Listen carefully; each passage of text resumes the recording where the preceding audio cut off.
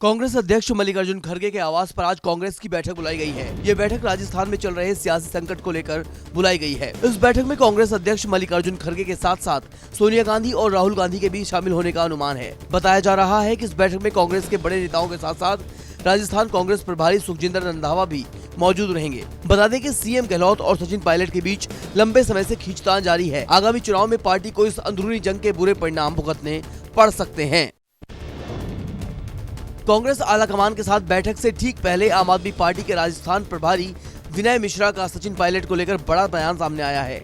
अशोक गहलोत की सरकार के खिलाफ सचिन पायलट के अनशन पर विनय मिश्रा ने कहा कि ताली दोनों तरफ से बजनी चाहिए। अगर सचिन पायलट अप्रोच करेंगे तो मैं हाईकमान और अरविंद केजरीवाल से बात करूंगा। उन्होंने कहा कि राजस्थान का बच्चा बच्चा जानता है कि अशोक गहलोत और वसुंधरा राजे एक दूसरे को बचाते रहते हैं।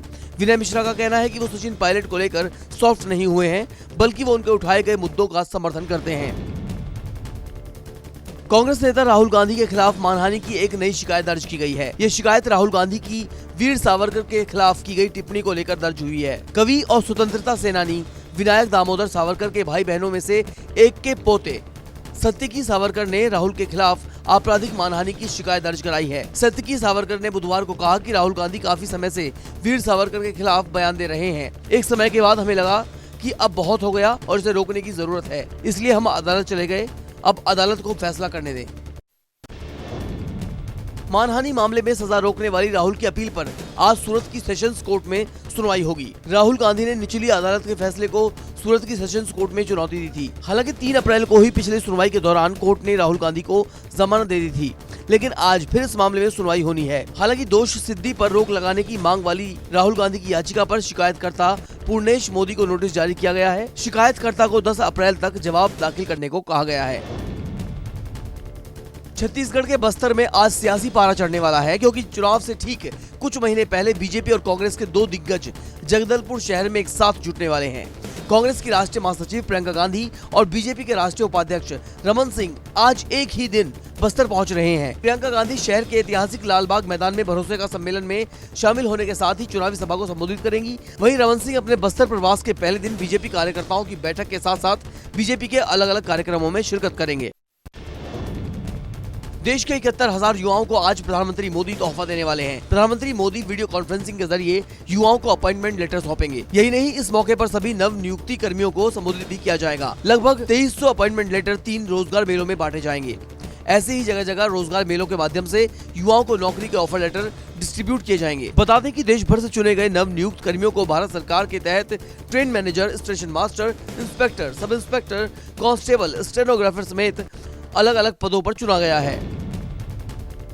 प्रधानमंत्री मोदी ने बुधवार को राजस्थान को पहली वंदे भारत ट्रेन की सौगात दी। पीएम मोदी ने Ajmer Delhi cantt Vande Bharat express train को वीडियो कॉन्फ्रेंसिंग के जरिए हरी झंडी दिखाई। इस दौरान कार्यक्रम में उन्होंने राजस्थान के मुख्यमंत्री अशोक गहलोत से कहा कि आपके दोनों हाथों में लड्डू हैं।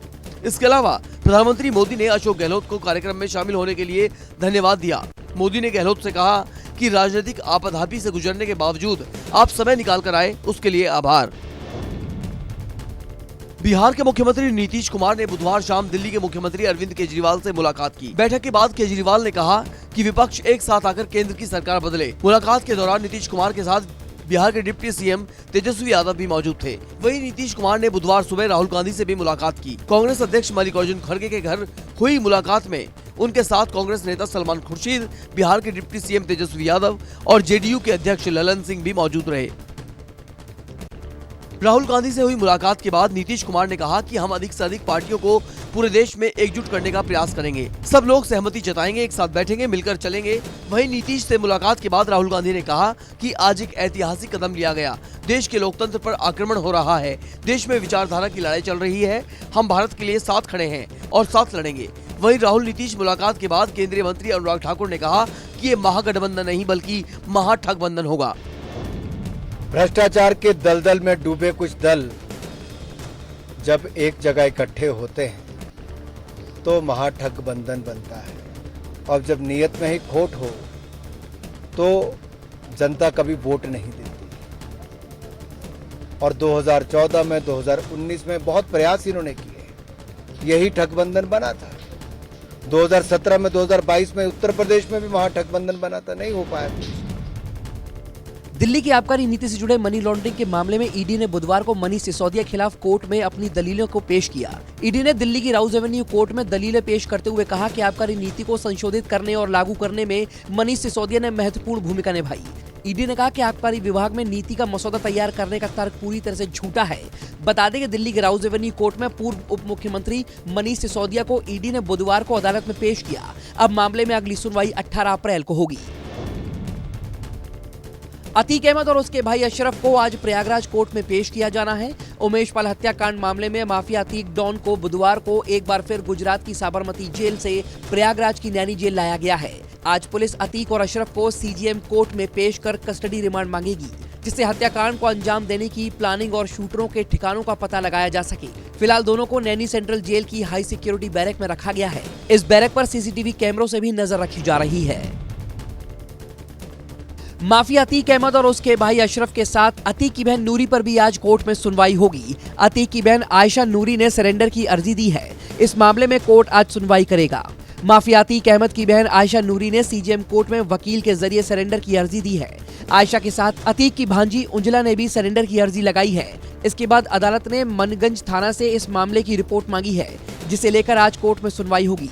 बता दें कि अदालत से हरी झंडी मिलने के बाद अतीक की बहन कोर्ट में आत्मसमर्पण कर पाएगी।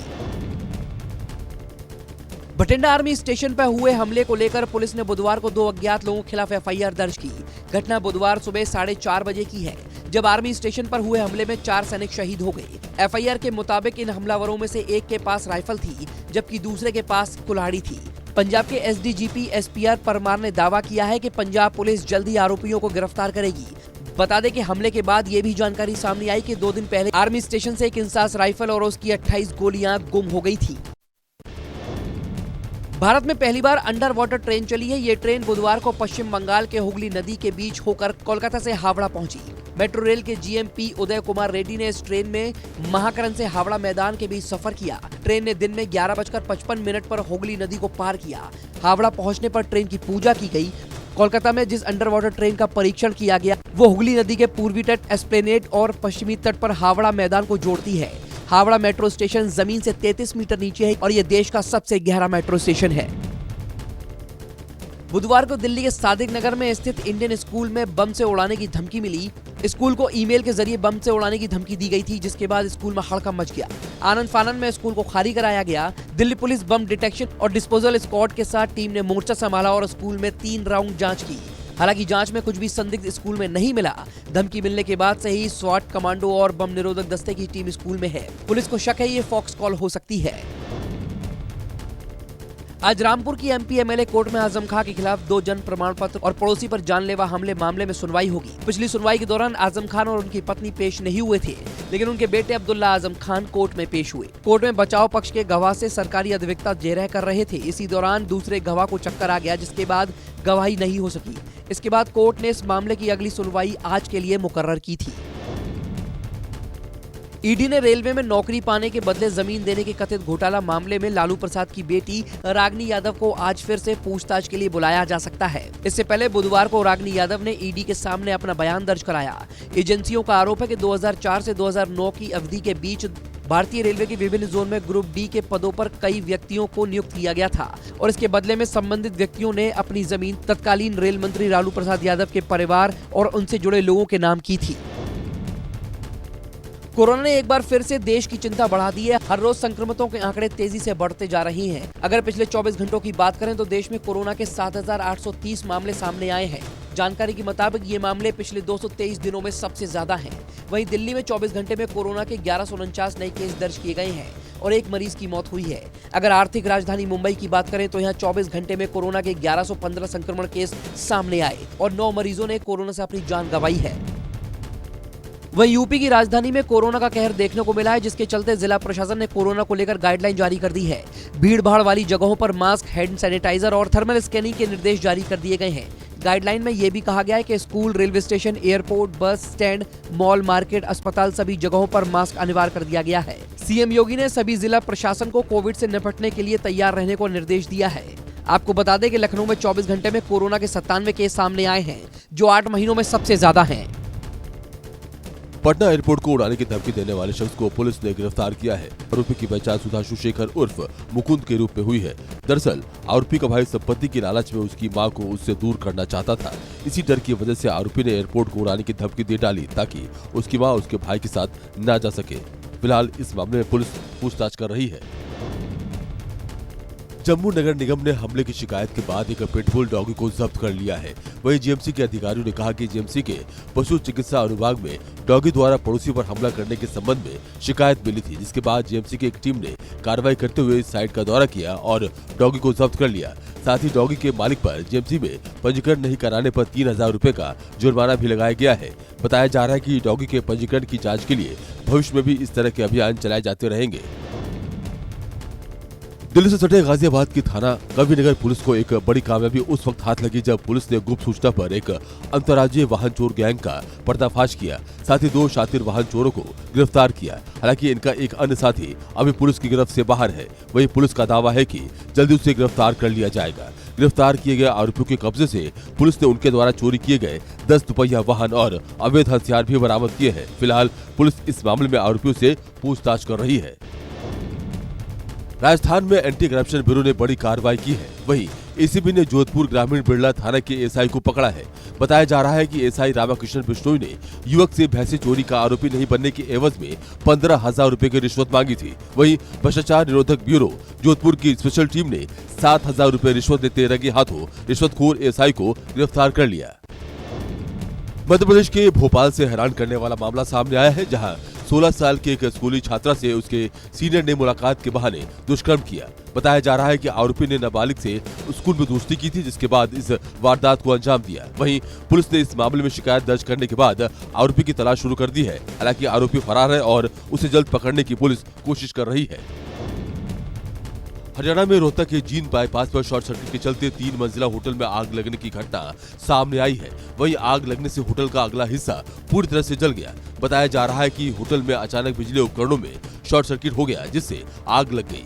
फायर ब्रिगेड की टीम मौके पर पहुंची, लेकिन आग अगले हिस्से में पूरी तरह से फैल गई थी। वहीं आग इतनी तेजी से फैली कि होटल के बाहर खड़ी बाइक और स्कूटी भी चपेट में आ गई। हालांकि फायर ब्रिगेड ने 1 घंटे की मशक्कत के बाद आग पर काबू पाया। हादसे में किसी भी जान का नुकसान नहीं हुआ है। गोवा एयरपोर्ट पर देर रात अचानक पैसेंजर्स ने बवाल कर दिया। दरअसल एक फ्लाइट के अचानक कैंसिल हो जाने से पैसेंजर्स ने एयरलाइन स्टाफ को घेर लिया। वहीं मामला इतना बढ़ गया था कि बात हाथापाई तक पहुंचने वाली थी। हालांकि ऐसी किसी भी तरह की मारपीट की सूचना एयरपोर्ट स्टाफ को नहीं मिली है। बताया जा रहा है कि कई यात्री ऐसे थे जिन्हें मुंबई से दिल्ली या विदेश जाना था। ऐसे में लोगों की दूसरी फ्लाइट भी छूट गई। वहीं सुबह में यात्रियों को मुंबई लाया गया। धोनी जडेजा की विस्फोटक पारियों के बाद भी चेन्नई को इंडियन प्रीमियर लीग में करारी हार झेलनी पड़ी। चेन्नई को राजस्थान ने 3 रन से हरा दिया। चेन्नई को आखिरी ओवर में 21 रन की जरूरत थी। इस ओवर में संदीप शर्मा ने महेंद्र सिंह धोनी और रविंद्र जडेजा के सामने 17 रन ही खर्च किए। धोनी जडेजा ने आखिरी 12 बॉल में 4 छक्के और 1 चौका जमाया, लेकिन टीम को जिता न सके। चेन्नई अपने घर में 16वां मुकाबला हारी है। साथ ही राजस्थान ने 15 साल बाद चेन्नई को उसी के होम ग्राउंड में हराया है। टीम ने आखिरी बार 2008 में जीत हासिल की थी।